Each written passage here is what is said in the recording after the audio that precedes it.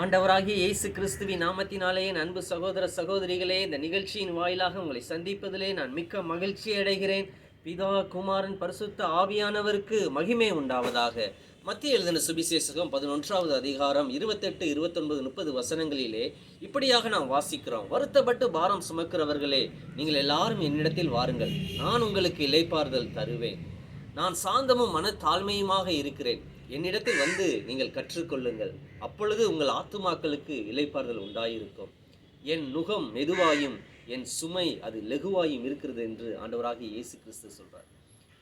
இன்றைக்கு அநேக காரியங்களை குறித்து நாம் கவலைப்பட்டு நாம் கலங்குகிறோம். அநேகருக்கு குடும்பத்தில் பிரச்சனை, நிறைய பேருக்கு கடன் பிரச்சனை, ஒரு சிலருக்கு குடும்பத்தில் சமாதான இல்லைன்னு சொல்லி பிரச்சனை, ஒரு சிலருக்கு வேலை இல்லை என்ற ஒரு பிரச்சனை, நிறைய பேருக்கு வியாதி என்கிற ஒரு பிரச்சனை. இப்படி அநேக கவலைகளையும் கஷ்டங்களையும் துன்பங்களையும் அனுபவிக்கிற உங்களை பார்த்து கற்று சொல்லுகிற காரியம், வருத்தப்பட்டு பாரம் சுமக்கிறவர்களே, நீங்கள் எல்லாரும் என்னிடத்தில் வாருங்கள், அப்பொழுது உங்கள் ஆத்துமாக்களுக்கு அது இளைப்பாறுதல் உண்டாயிருக்கும் என்று அருமையாக சொல்லியிருக்கிறார். அது மாத்திரம் அல்ல, நான் சாந்தமும் மனத்தாழ்மையுமாக இருக்கிறேன், என்னிடத்தில் வந்து கற்றுக்கொள்ளுங்கள், அப்பொழுது நிச்சயமாகவே உங்கள் ஆத்துமா அது இளைப்பாறுகிறதா இது இருக்கும். ஆண்டவர் சொல்றாரு, என் நுகத்தை உங்கள் மேலே ஏற்றுக்கொள்ளுங்கள், என் சுமையை நீங்கள் ஏற்றுக்கொள்ளுங்கள். என் நுகம் அது ரொம்ப மெதுவாக இருக்கிறது, என் சுமை ரொம்ப லெகுவாக இருக்குது. உங்கள் பாரத்தையும் உங்கள் கவலையையும் உங்கள் கஷ்டத்தையும் உங்கள் துன்பத்தையும் என் மேலே வச்சிருங்க, என் நுகத்தை நீங்கள் ஏற்றுக்கொள்ளுங்கள். அப்போ அவருடைய நுகம் என்ன அப்படி சொல்லி நாம் பார்த்தோம் என்றால், யாத்திரையாகமம் 20வது அதிகாரத்திலே நாம் அருமையாக நாம் வாசிக்கிறோம். அவர் சொன்ன கற்பனைகள் தான் நமக்கு சுமையாக இன்றைக்கு தோன்றுகிறது. அந்த கற்பனையை கை கொள்வது ரொம்ப கடினமான ஒரு காரியமாக இருக்குது. ஆனால் அவர் சொல்கிறாரு, ரொம்ப லெகுவானது, நான் சொன்னதெல்லாம் ரொம்ப லெகுவான காரியம். முதலாவது காரியம், என்னையன்றி வேறு தேவன்கள் உனக்கு உண்டாயிருக்க வேண்டாம். மேலே வானத்திலும் கீழே பூமியிலும் பூமிக்கு கீழே தண்ணீரிலும் யாதொரு விக்கிரகத்தை ஆகிலும் சொரூபத்தை ஆகிலும் நீ உனக்கு உண்டாக்க வேண்டாம்.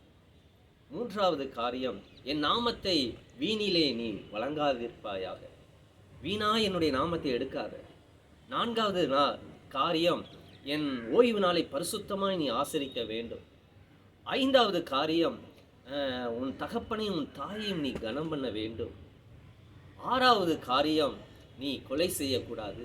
ஏழாவது காரியம், நீ விபச்சாரம் செய்யக்கூடாது. எட்டாவது காரியம், நீ களவு செய்யக்கூடாது. ஒன்பதாவது காரியம், பிறனுக்கு விரோதமாய் நீ பொய்ச்சாட்சி சொல்லக்கூடாது. 10வது காரியம், பிறனுக்குள்ள யாதொன்றையும் நீ இச்சிக்கக்கூடாது. இதுதான் என்னுடைய நுகம். இதை நீ கடைபிடித்தாய் என்றால், இந்த கற்பனைகளை நீ கடைபிடித்தாய் என்றால் உனக்கு இளைப்பாறுதல் உண்டாயிருக்கும். ஆனால் இன்றைக்கு நம்ம கவலைகளும் நம்ம கஷ்டங்களும் நம்ம பாரங்களும் இன்னைக்கு ரொம்ப பெரிதாக நமக்கு தெரியுது. ஆனால் கர்த்தர் சொல்கிறாரு, அதனால் ஒன்றுமே இல்லை, உன் பாரத்தை என் மேலே வச்சு விடு. சங்கீதம் 55வது சங்கீதம் 22ல் கர்த்தர் மேல் உன் பாரத்தை வைத்து விடு, அவர் உன்னை ஆதரிக்கிறவர், நீதிமானை ஒருபோதும் அவர் தள்ளாட விட மாட்டார் என்று சொல்லி அருமையாக சொல்லப்பட்டிருக்கிறது. ஆகவே நம்முடைய கஷ்டங்களையும் பாரங்களையும் கர்த்தர் மேலே வைத்து விடுவோம், அவருடைய நுகத்தை நம்ம மேலே ஏற்றுக்கொள்வோம். ஆனால் அந்த நுகம்தான் நமக்கு கஷ்டமாக இருக்குது. ஆனால் அவர் சொல்கிறாரு, ரொம்ப லகு, என்னுடைய நுகம் ரொம்ப லகு என்று சொல்கிறார். ஆகவே நிச்சயமாய் கர்த்தர் சொன்னதை நாம் கீழ்ப்படிந்து அதன்படி நாம் செய்வோம் என்றால், நிச்சயம் கர்த்தர் நம்முடைய பாரங்களை எல்லாவற்றிலிருந்து நீங்களாக்கி நம்மளை ரட்சிக்கிறவராக இருக்கிறார். கர்த்தர் நிச்சயம் உங்களை ஆசீர்வதிப்பாராக. God bless you. God bless you.